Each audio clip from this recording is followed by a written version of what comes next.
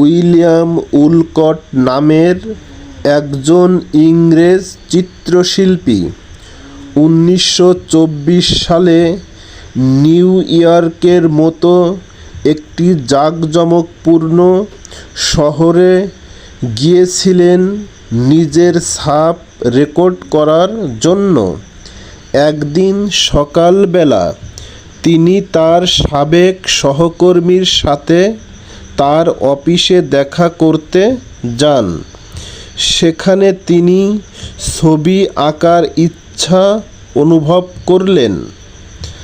তার বন্ধুর ডেস্কে কিছু কাগজ দেখতে পেয়ে তিনি জিজ্ঞাসা করলেন, আমি কি এটা নিতে পারি?